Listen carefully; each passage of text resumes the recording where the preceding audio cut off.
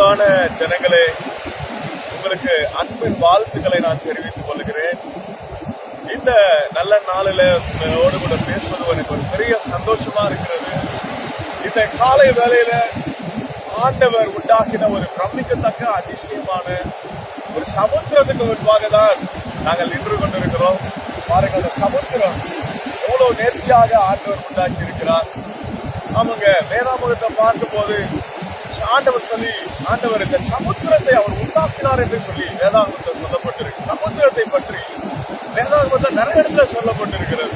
இந்த சமுத்திரத்தை ஆண்டவர் என்ன செய்கிறாரா, ரெண்டாக பிளந்து இதன் வழியாய் ஜனங்களை வழி நடத்தினார்னு பார்க்கிறோம். அதே போல சமுத்திரத்தின் பெருமையை ஆளுகிற தேவன் என்று அவருக்கு ஒரு பெயர் உண்டு. அதே போல அவர் பாருங்க, ஒரு சம்பவம் இப்படியாய் வேதாகமத்தில் சொல்லப்பட்டிருக்கிற பேதுரு என்ற ஒரு மனிதன், மீனவர், அவர் கடலிலே அவரும் சீஷர்களும் போய் கொண்டிருக்கும் பொழுது ஆண்டவர் அந்த ஜலத்தின் மேல் கடலின் மேல் நடந்து வருகிறதை பார்க்கிறோம். அந்த சமயத்துல பேதுரு என்ன சொல்லுகிறார்னா, ஆண்டவரே நானும் வரட்டுமான்னு கேட்கிறார். பேதுருவை ஆண்டவர் சொல்கிறார், வா என்று சொல்லுகிறார். அந்த கடலின் மேல் பேதுரு நடக்கிறார். அங்க என்ன நடக்குதுன்னு பாருங்க. பேதுரு இயேசு சாமியை பார்த்து நடக்கும் பொழுது அந்த கடலின் மேல் அவர் நடந்தார் என்று பார்க்கிறோம். அவர் எப்போ அந்த காற்றையும் கடலையும் பார்த்தாரோ அவர் அமிழ்ந்து போனார்னு பார்க்கிறோம். ஆனாலும் அந்த ஜல பிரவாகத்துல ஆண்டவர் பேதுருவை கை தூக்கி எடுத்தார்னு பார்க்கிறோங்க.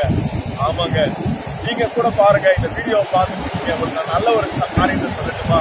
நீங்க பாருங்க, சூழ்நிலைகளையோ உங்களுடைய தாளத்து, உங்களுடைய பலத்து, மனுஷனுடைய பலத்தை பார்த்தீங்கன்னா நீங்க கிரவுண்ட் ஆயிருவீங்க, புத்தியில் இழுக்கப்பட்டிருவீங்க, இந்த உலகத்தால் இழுக்கப்பட்டிருவீங்க, சூழ்நிலைகளால் இழுக்கப்பட்டிருவீங்க.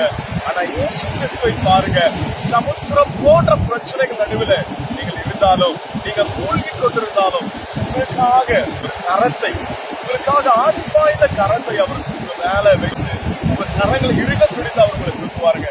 அவர் தான் இயேசு கிறிஸ்து. அவரை கொஞ்சம் நம்பி பாருங்களேன், அவர் உங்களை ஆசீர்வதிப்பாருங்க.